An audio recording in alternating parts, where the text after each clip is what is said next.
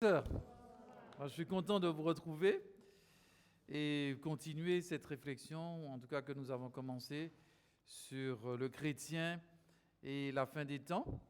Et ce soir, c'est notre jour 3. Nous allons voir les signes des derniers temps et le retour de Jésus. C'est vrai qu'on en parle beaucoup, et tout chrétien, justement, est tiré vers ce point culminant, à savoir la rencontre avec son Seigneur. Si on est chrétien et puis on n'attend pas Jésus, il y a un problème.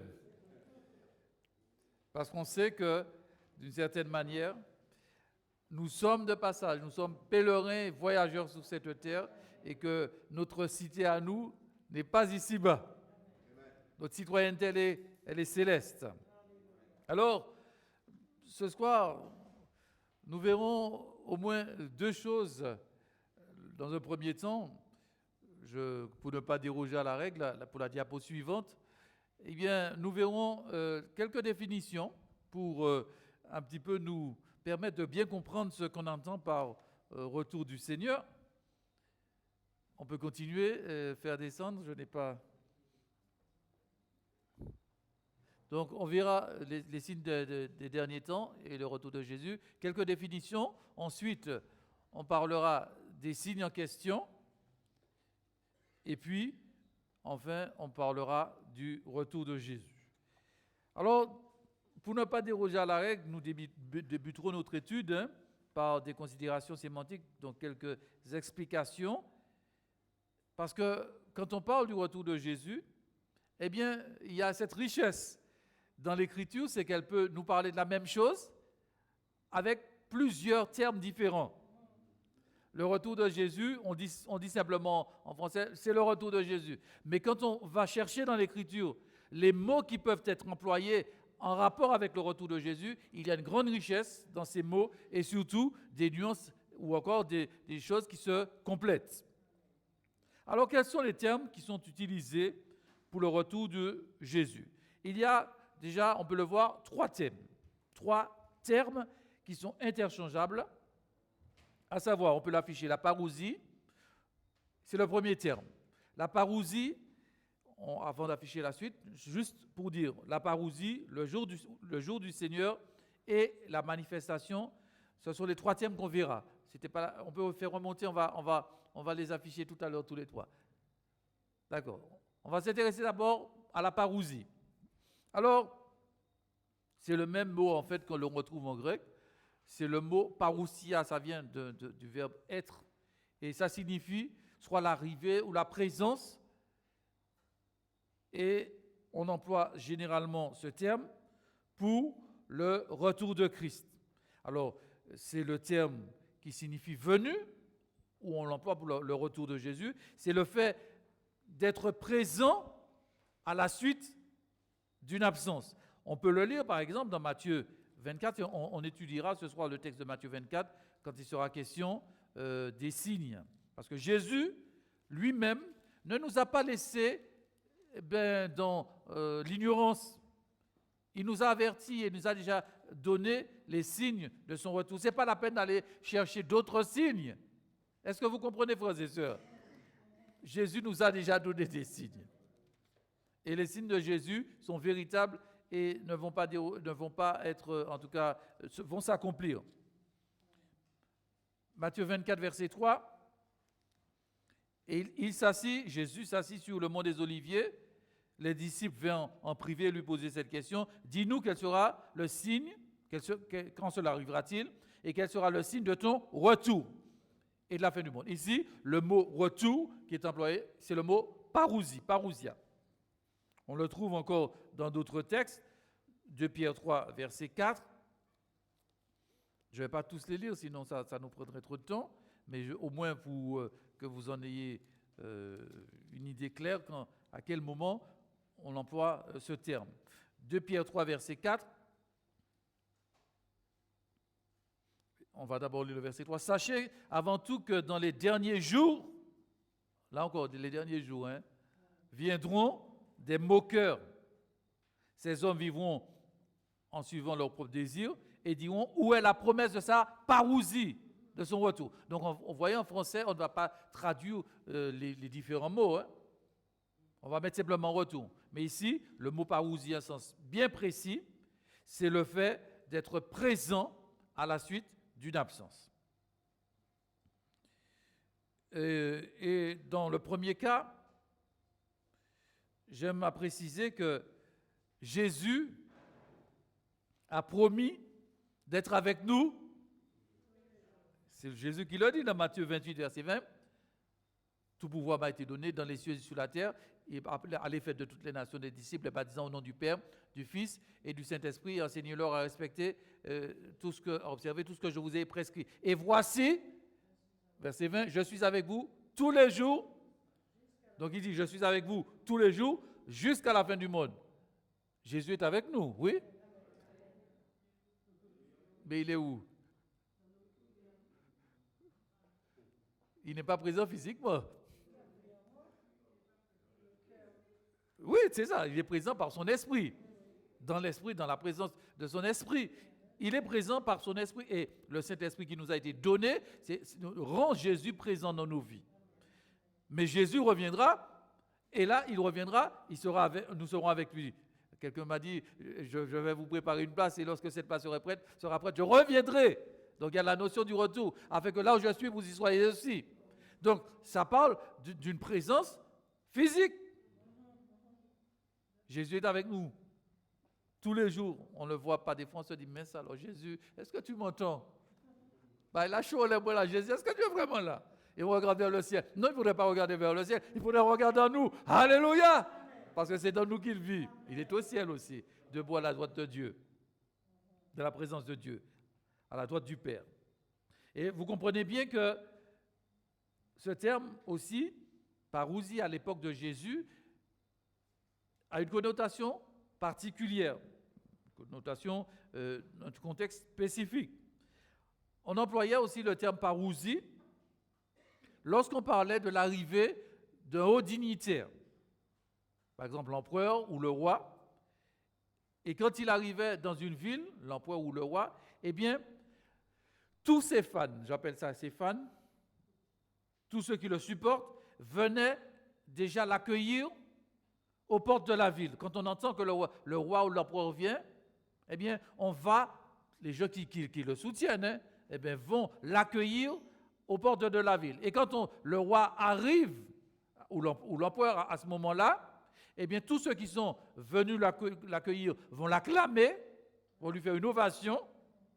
Et à ce moment-là, le roi continue à rentrer dans la ville et tous ceux qui étaient là en train de l'acclamer et l'accueillir vont, à ce moment-là, le suivre. Donc il y a d'abord une rencontre, un petit peu comme le Seigneur qui vient sur les nuées, les chrétiens qui vont à sa rencontre. C'est la même image, ou une réunion, et puis ensuite ils s'en vont dans le cortège triomphal. Ça qui est belle joute, frères et sœurs. Mais est-ce que tu es sûr aussi que toi tu seras là? Ça qui est belle, mais ça faut pas ça belle sans nous, hein? Comprenez bien que la parousie montre exactement, en tout cas, cette notion du retour de Jésus à travers le terme parousia montre que Jésus est absent, mais qu'il sera là, présent physiquement, et que son peuple viendra à sa rencontre. Et ensuite, ils continueront dans un cortège triomphal. Deuxième terme qui est employé, on peut l'afficher, c'est le jour du Seigneur. Ce n'est pas l'émission du dimanche matin. Je ne sais pas si on passe toujours cette émission à la télé. Avant, quand j'étais plus jeune, le dimanche matin, la télévision, il n'y avait pas encore autant de chaînes. Il y avait une seule chaîne qu'il y avait. Et on commençait la diffusion des programmes commençait le dimanche avec le jour du Seigneur. Et ça commençait à midi. Nous tenions anti-Rouspel, ça a commencé à midi la télé. Les autres jours, ça commençait plus tard, ça commençait à 17h. Les choses ont bien changé. Il y a tellement de chaînes et beaucoup sont enchaînés. Bon, bref, je ferme la parenthèse. Le jour du Seigneur. On retrouve cette expression dans 1 Thessaloniciens 5, et pas seulement dans 1 Thessaloniciens 5, mais dans d'autres textes. Mais au moins celui-là, on peut le lire. Et c'est un sens particulier, parce que même si il est mis en rapport avec le retour de Jésus, vous verrez qu'il y a toujours, dans certaines expressions, une allusion à l'Ancien Testament. 1 Thessaloniciens 5, verset 2. En effet, vous savez bien, vous-même, que le jour du Seigneur viendra comme un voleur. Le jour du Seigneur, c'est une expression. Ce n'est pas simplement une compilation de mots, c'est une expression figée. Le jour du Seigneur, c'est une expression pour préciser le retour de Jésus. Et c'est un jour, et quand il est parlé du jour du Seigneur, c'est un jour où le Seigneur va régler ses comptes. Donc, ce sera un jour où le Seigneur fera payer à chacun selon ses œuvres. Et ça renvoie, justement, c'est une allusion à une expression qu'on retrouve dans les prophètes. Par exemple, dans Sophonie, le chapitre 1, on y est parlé du jour de Yahvé.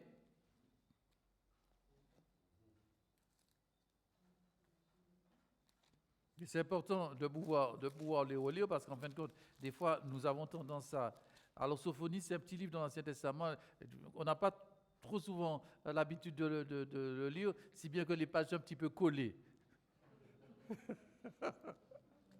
Mais il faut lire aussi Sophonie, parce que Sophonie parle du jour de l'Éternel, le Seigneur qui au milieu de son peuple, comme un héros sauveur.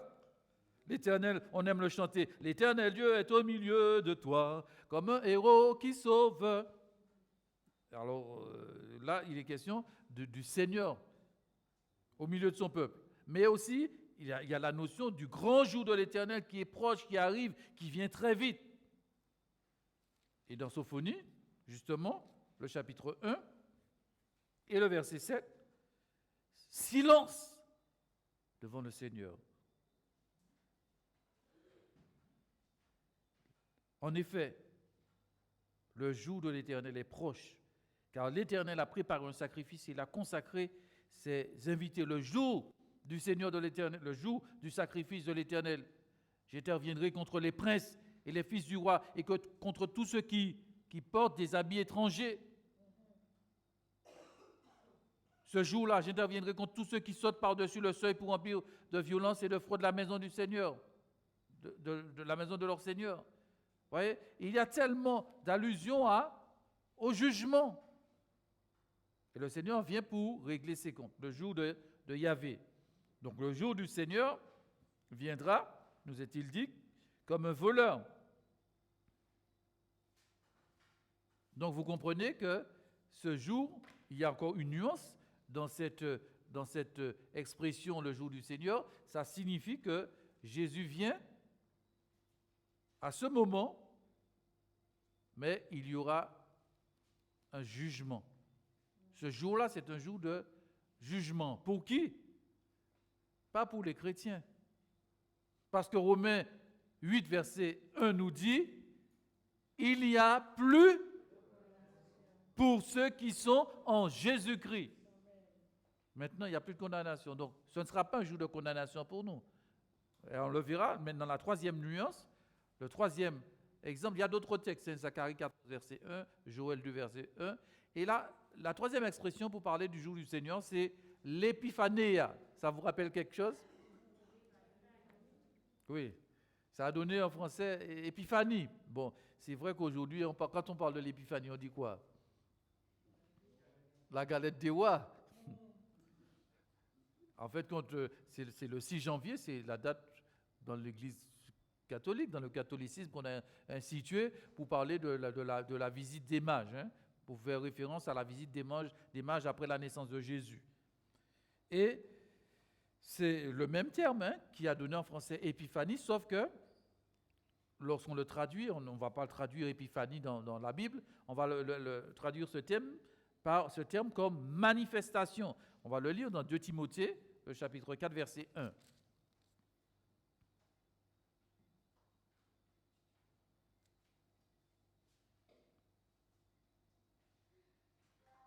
Si quelqu'un peut faire la lecture, si quelqu'un a trouvé, parce que dans ma version, il dit Jésus-Christ qui doit juger les vivants et les morts au jour de sa venue et de son règne. Mais quelqu'un a peut-être autre chose dans sa version. Quelqu'un peut, quelle est la version seconde? Là, j'ai la seconde 21, donc c'est la seconde plus récente. 2 Timothée 4, verset 1er.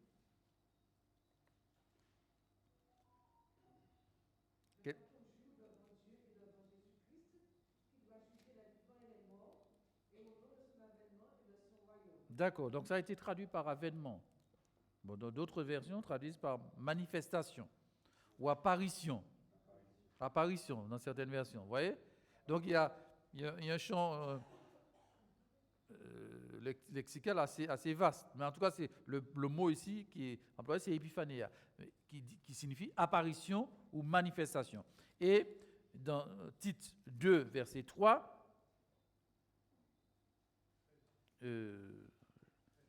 13, merci beaucoup, j'avais fait une petite erreur. Heureusement qu'il y a la vidéo derrière. Tite 2, verset 13, il est dit, en attendant notre bienheureuse espérance, la manifestation, l'épiphanéa, de la gloire de notre Dieu, de notre grand Dieu et Sauveur Jésus-Christ. Donc vous voyez dans cette troisième expression, ce troisième terme, il y a la notion d'éclat. Jésus-Christ va revenir et ce sera aussi, pour ceux qui l'attendent, un jour glorieux. Il y a ceux qui vont dire aux montagnes, tombez sur nous. Mais ceux qui auront aimé Jésus vont l'accueillir, vont l'acclamer. Ceux qui disaient, pourquoi Seigneur bon Dieu? Et qui lèvent leur poing, qui rigolent, et ceux qui se moquent, hein, qui raillent en disant, mais vous autres, c'est évangéliste. Vous ne pouvez pas perdre du temps, vous autres, car quoi un bon Dieu? Et puis malheureusement, ils s'endurcissent dans leur voie. Mais pour ceux qui attendent son avènement, et l'apôtre Paul dira, le Seigneur mettra une couronne, c'est donc la notion d'honneur qui nous fera. Eh bien, quand on attend cet avènement, il y aura une récompense, il y aura la manifestation de la gloire des enfants de Dieu. Et ça doit nous mettre dans une attitude où on sert le Seigneur avec zèle. Alléluia! On sert le Seigneur avec son cœur, où on ne se dit pas, bon, de toutes les façons, Jésus qui a viré, mais bon, mon petit affaire, moi, vous pouvez toujours, hein? Chercher premièrement, mais des fois on oublie qu'on doit chercher le royaume, mais puis on s'occupe de tellement de choses. C'est vrai, quand on est jeune, on a envie de faire sa maison, on a envie de faire carrière, quoi d'autre? On veut fonder une famille, on a envie de se marier, on a envie de voyager. Il n'y a rien de mal à tout cela. Mais ça ne doit pas être une priorité. Ça fait partie des grâces que le Seigneur nous fait. Mais il y a des gens qui le prennent comme un but et non un moyen.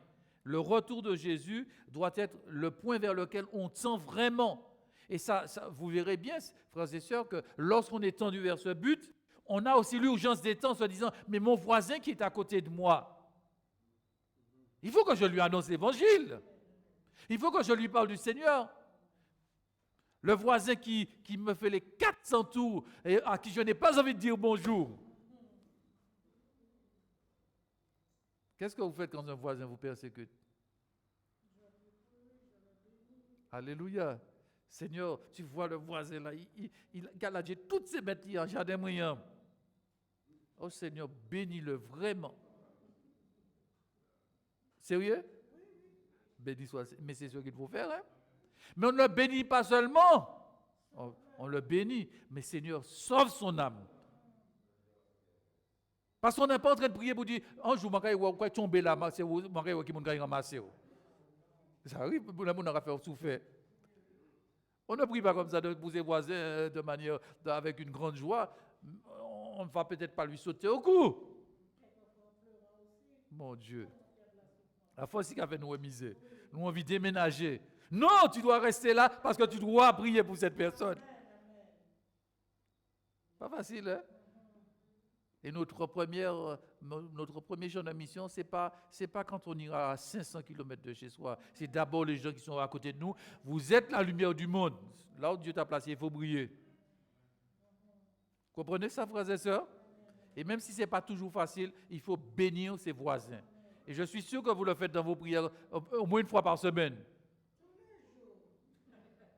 Ah, c'est bon, on est en forme là, hein? C'est bien, c'est mais il y a des gens qui oublient de prier pour leurs voisins. Parce qu'ils n'ont pas cette notion de l'urgence des temps. Seigneur, j'ai envie de voir mes voisins, j'ai envie de te voir sauver mes voisins, même si on avait une petite méchanceté. Il y a une petite méchanceté, je dis bien, petite méchanceté. Mais bénis les Seigneurs. J'ai envie de les voir partir dans l'éternité sans te connaître. Parce qu'on a la notion de l'urgence des temps et du retour du Seigneur qui se fera avec gloire. Alors, après avoir parlé de ces expressions, venons-en maintenant aux signes. Jésus, c'est lui-même qui a parlé de son retour. Alors, Matthieu 24, Matthieu 25, et aussi la parabole des 10 vierges se situe dans ce qu'on a appelé le discours eschatologique de Jésus. Jésus a fait plusieurs formes de discours. Il a parlé en parabole. Il a enseigné sur la montagne, le sermon sur la montagne.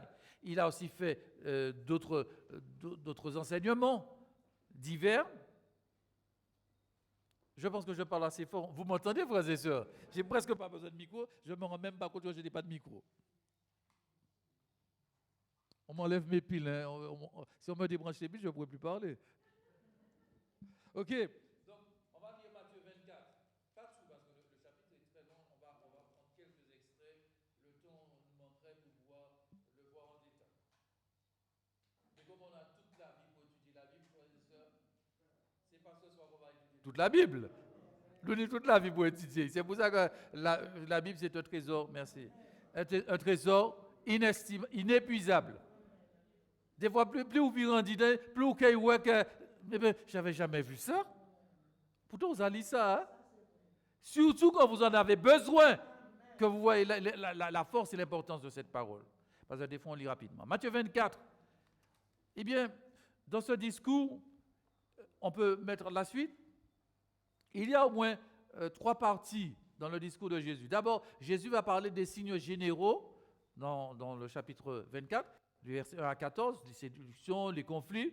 Ensuite, Jésus va parler dans une section bien précise dans sa prédiction sur la fin des temps, qui concerne exactement la nation juive et Israël, dans la deuxième partie de son discours. On le verra. Et puis, Jésus va après parler de la parousie et va donner des avertissements dans les versets 29 à 51. Voyons un petit peu ce qu'il en est d'abord des signes généraux. Alors Jésus sortit du temple et comme il s'en allait, ses disciples s'approchèrent pour lui faire remarquer les constructions. Mais il leur dit, vous voyez tout cela? Je vous le dis en vérité. En vérité, il ne restera pas ici, pierre sur pierre, tout sera détruit. Alors il s'assit sur le mont des Oliviers, les disciples viennent en privé lui poser cette question. Dis-nous quand cela arrivera-t-il et quel sera le signe de ton retour et de la fin du monde. Donc là, il pose 2 questions. Hein, le signe de ton retour et la fin du monde. Jésus leur répondit, faites bien attention, que personne ne vous égare. En effet, beaucoup viendront sous mon nom et diront, c'est moi qui suis le Messie. Et ils tromperont beaucoup de gens. Vous entendrez parler de guerre, de bruit de guerre, de menaces de guerre. Ne vous laissez pas effrayer, car il faut que toutes ces choses arrivent. Cependant, ce ne sera pas encore, des fois on oublie ça, ce ne sera pas encore la fin.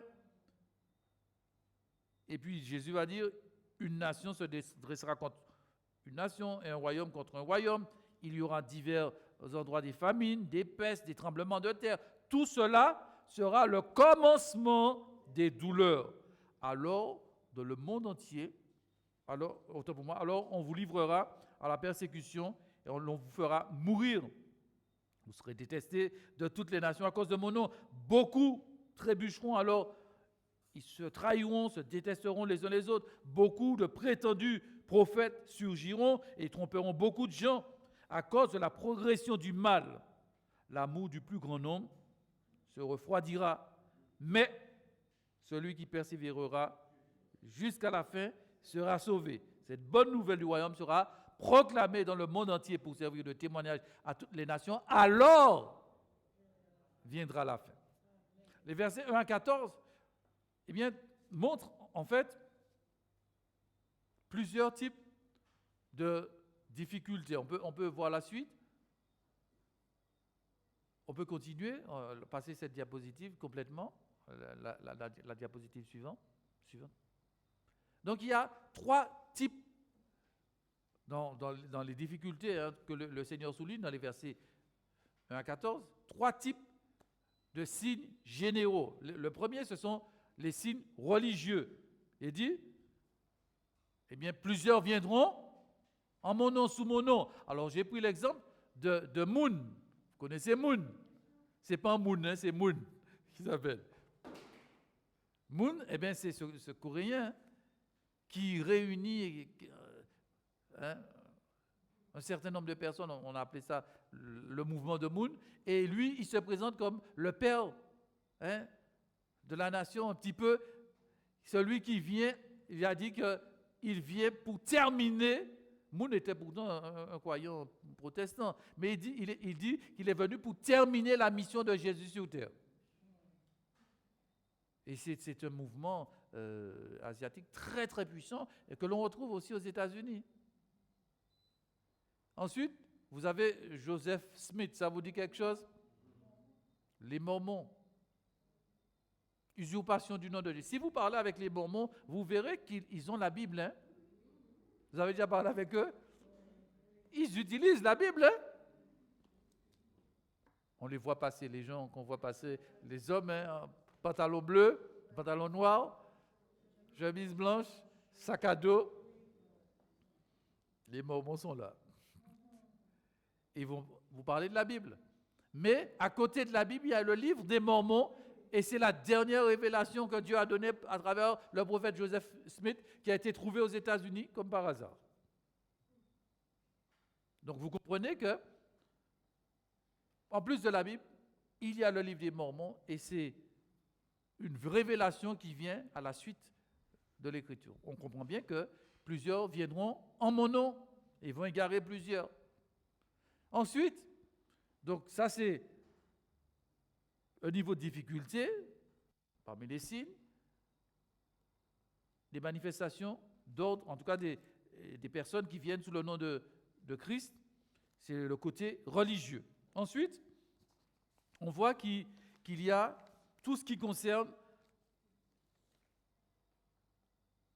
le côté politique, guerre, soulèvement. Et quand on regarde ça dans l'Écriture, c'est vrai que beaucoup de personnes vont se dire, mais il y a toujours eu des guerres. Non?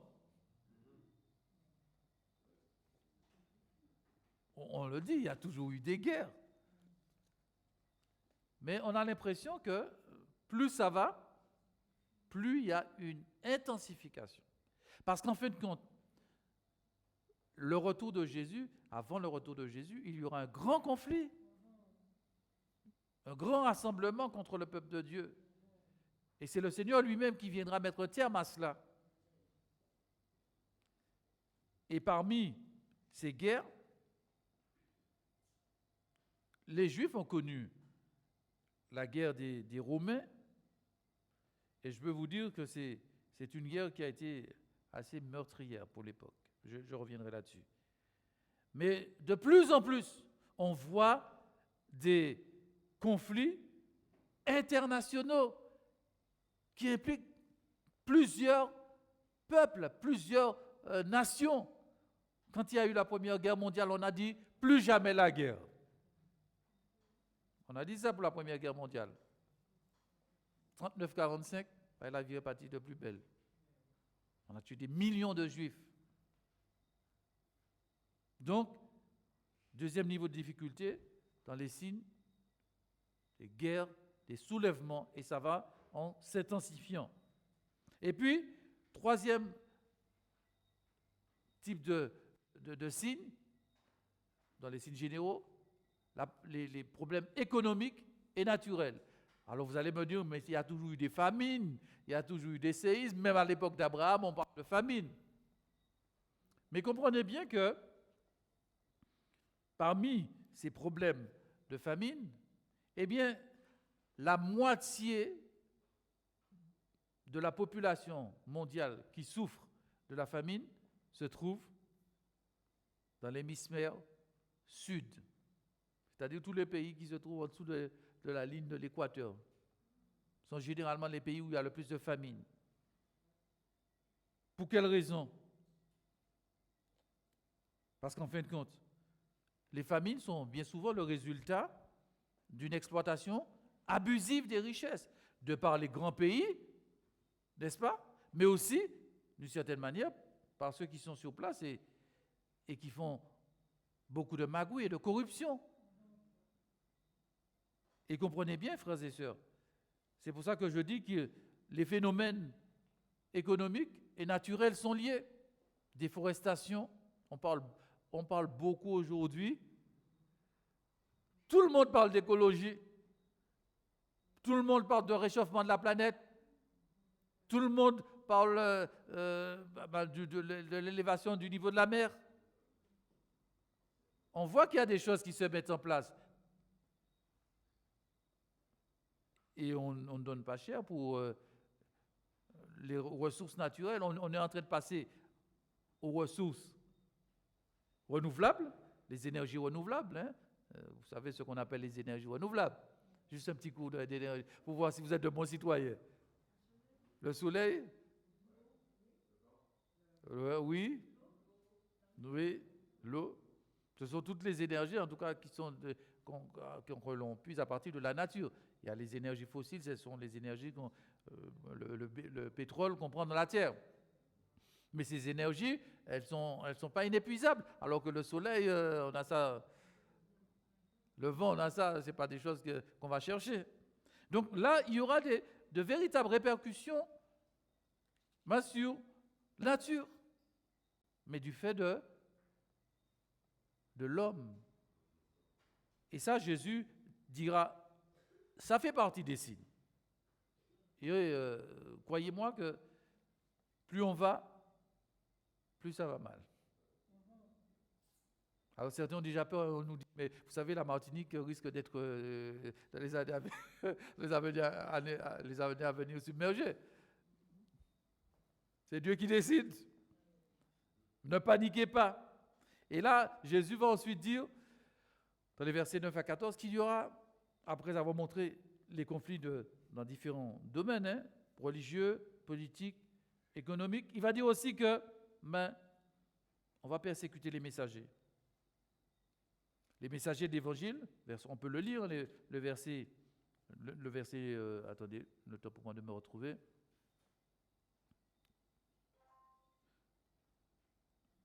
Verset 9, 8, tout cela arrivera, tout cela sera le commencement des douleurs, alors on vous livrera à la persécution, on vous fera mourir. Donc, dans ces signes, il y a aussi la persécution des messagers. Qu'est-ce qu'on voit dans les pays comme le Pakistan? Qu'est-ce qu'on voit dans les pays comme l'Afghanistan? Qu'est-ce que l'on voit dans les pays de l'Est? Et en Martinique, on se dit, ah Seigneur, nous te louons parce que nous sommes des privilégiés. Mais nous ne pouvons pas voir que nous avons un gros problème. Parce que l'ennemi, lui, ce qu'il fait sous nos latitudes, où il fait chaud, c'est qu'il nous fait faire la sieste toute la journée. Et on n'est pas persécuté, on se refroidit. Lorsque vous êtes dans une situation où vous êtes en train de vous refroidir, l'ennemi n'a pas besoin de faire de gros trucs, de gros sauts. Il est en train de nous endormir. Mais il y a dans des pays où cela coûte d'être chrétien. Ou si tu te dis, je crois en Jésus, tu risques de mourir. Ça fait partie des signes des temps. Et là, je crois qu'il y a beaucoup de chrétiens. J'aimerais leur dire, je veux vous féliciter, vous qui avez bravé l'onde tropicale pour être là ce soir. Alléluia! Mais j'entends des chrétiens au premier truc, à la première alerte, me dit, pasteur, j'ai entendu alerte aujourd'hui, il y a top ce soir. Il y a top. Mais si les chrétiens qui vivaient dans les pays où il y a cette persécution, on leur donnait des zones tropicales. Chaque jour, il y a autant de gris. Mais nous sommes en train de nous refroidir. Et la moindre des choses, la moindre petit problème, on ne nous voit plus. D'ailleurs, on voit ce que ça fait, la crise sanitaire. Hein? Mais vous êtes des battants, vous êtes des combattants. Alléluia, vous êtes là ce soir. Je ne parle pas pour les absents. Je n'exhorte pas les absents, ils ne sont pas là. J'encourage ceux qui sont présents. Parce que des fois, dans nos églises, on a tendance à donner du bâton aux gens qui sont là régulièrement. À l'école, alors que c'est eux qu'on devrait encourager.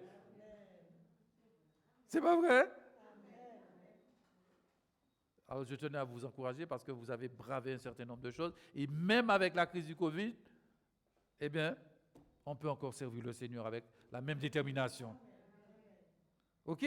Donc, de ce fait, Jésus va montrer tous ces signes. Et là, c'est à nous d'ouvrir les yeux. Mais qu'est-ce qu'il est dit? Les signes sont le commencement de la fin et non la fin en elle-même. Donc, la fin des temps, de manière générale, les temps de la fin seront caractérisés par des guerres, par des persécutions, par des soulèvements, tout le temps, durant tout le temps de la fin. Mais, comme pour le prophétisme ancien, et le verset 8 a tout son sens, pour qu'on ne soit pas effrayé, tout cela sera le commencement des douleurs, alors on vous livrera. Donc Jésus, quand il termine cette section, les 7 premiers versets, comme dans le prophétisme ancien, eh bien, les temps difficiles annoncent quelque chose d'heureux. L'un moment bien fini souffert. Bon, maintenant, il y a la péridurale, il n'y a plus ce problème-là. Ah, il y a des gens qui disent ça. Là, ce n'est pas papa qui a dit ça. Hein. Vous savez, on dit que les femmes ont beaucoup de force, elles sont persévérantes, elles tiennent bien, parce que leur constitution leur permet de supporter ces souffrances, parce qu'on a même supposé que si un homme devait supporter ces souffrances-là, les contractions de l'accouchement, au bout de la troisième contraction, il mourrait. Donc Dieu ne nous a pas constitués pour ça, mais les femmes ont la force et la résistance. Béni soit le Seigneur. Et on a besoin d'elles dans nos églises aussi.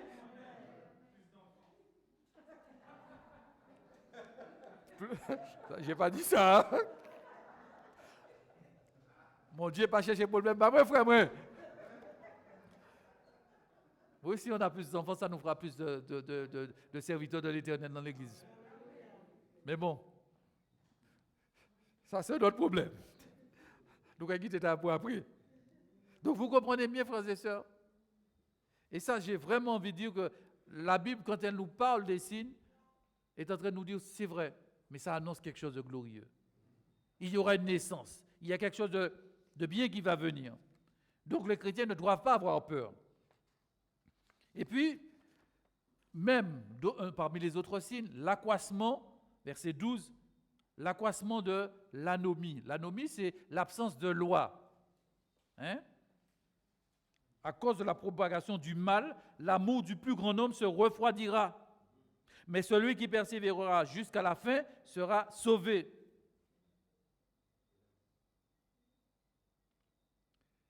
C'est vrai que beaucoup de personnes disent « mais il n'y a pas d'amour.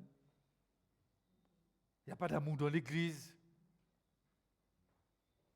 Mais cet amour qui est censé diminuer, ce n'est pas dans l'Église, frères et sœurs. Parce que si l'Église manque d'amour, qu'est-ce que le Seigneur va dire comme à la communauté d'Éphèse?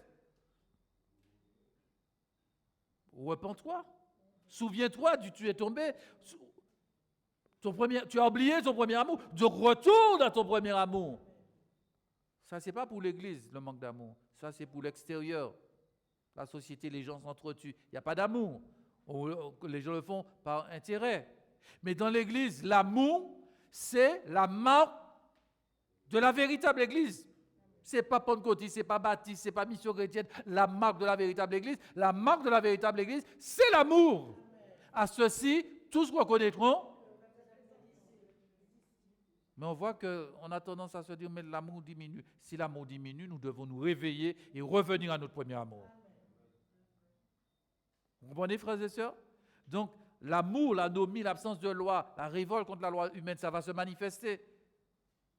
Mais beaucoup de croyants peuvent se laisser entraîner par cette tendance. Et il est dit, celui qui persévérera jusqu'à la fin.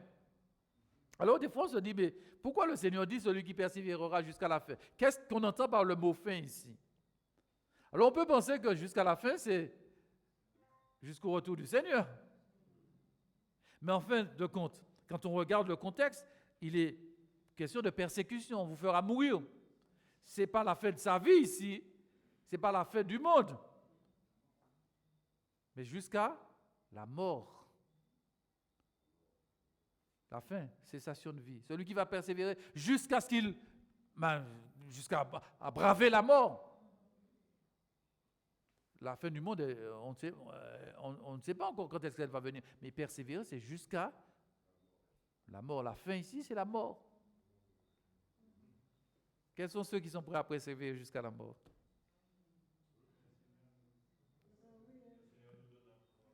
Le Seigneur nous donne à pouvoir. La persévérance des saints. C'est l'une des doctrines de l'eschatologie, la persévérance des saints. Il ne faut jamais l'oublier, frères et sœurs. Alors après avoir parlé de ça, je vais aller un petit peu plus rapidement, juste dire que pour les versets suivants, quand Jésus parle de l'abomination, de la désolation, je passe un peu rapidement les versets suivants, les versets 15 à 22, eh bien, quand Jésus parlait que celui qui est, que votre fuite n'arrive pas un jour de sabbat ou pendant l'hiver, il s'adressait directement à la nation juive. Oui. On peut le lire, mais bon, c'est vrai qu'on n'a pas beaucoup de temps. Priez, par exemple, verset 20, que votre fuite n'arrive pas en hiver ni un jour de sabbat.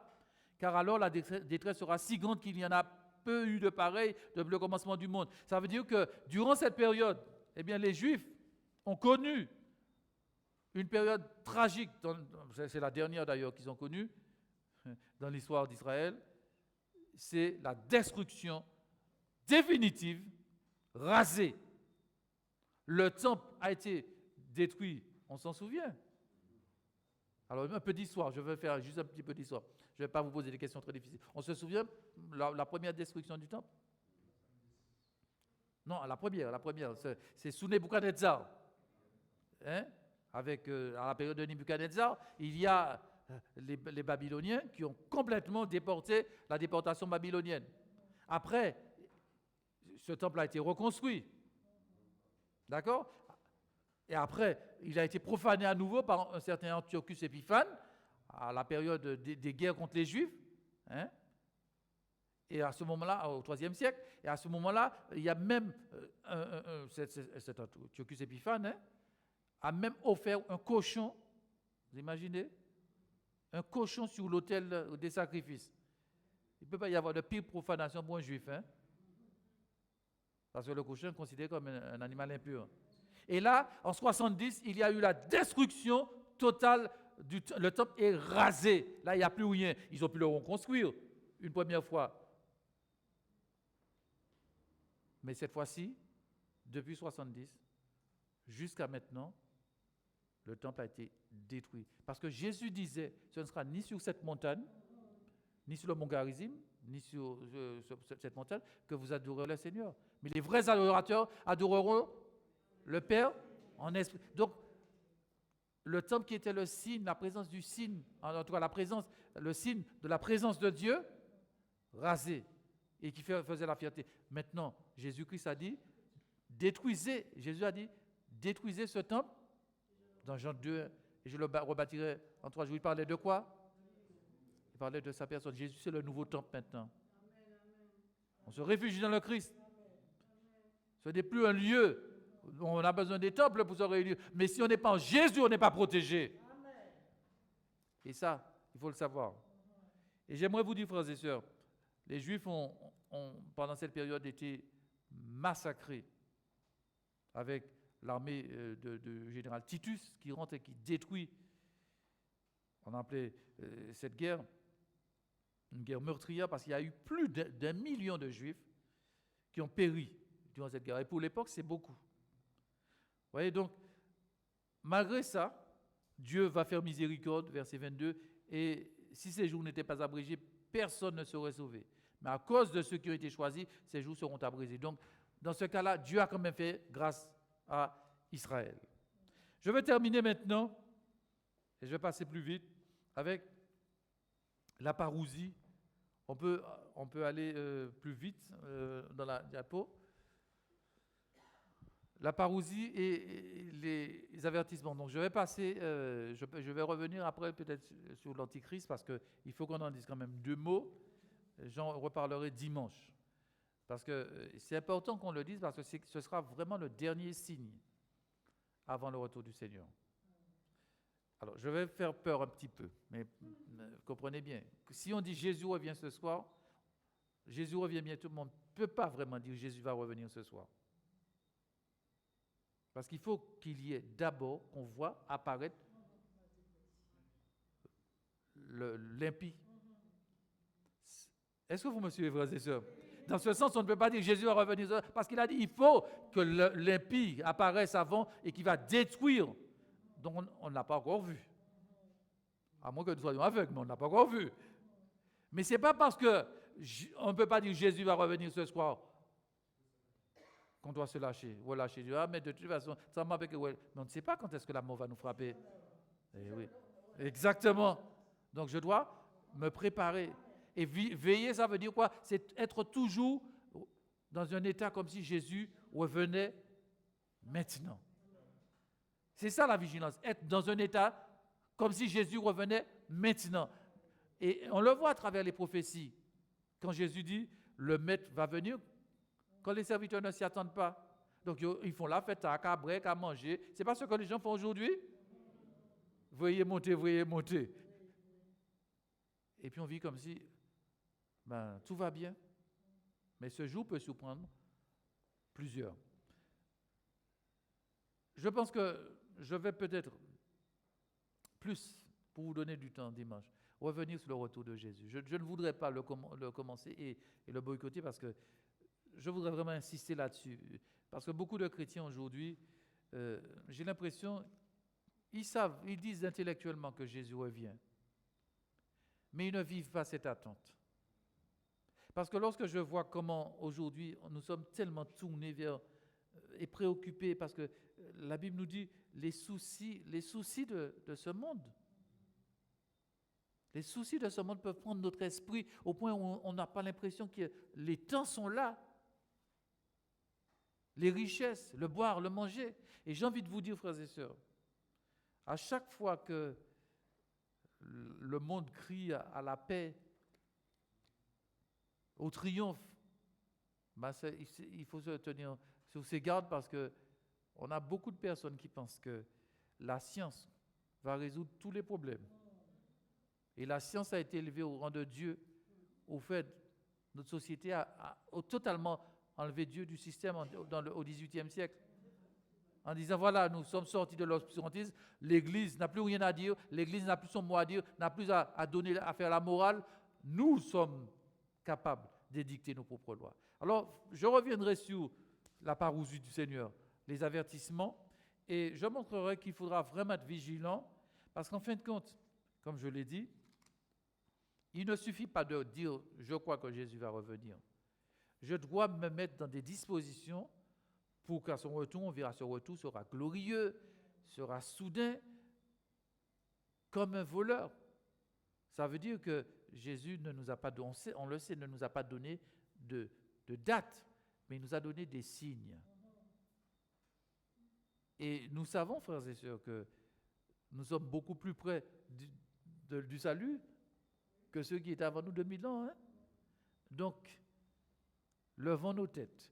Lorsque nous voyons ces choses apparaître, la Bible nous dit, levez vos têtes, car votre délivrance est proche.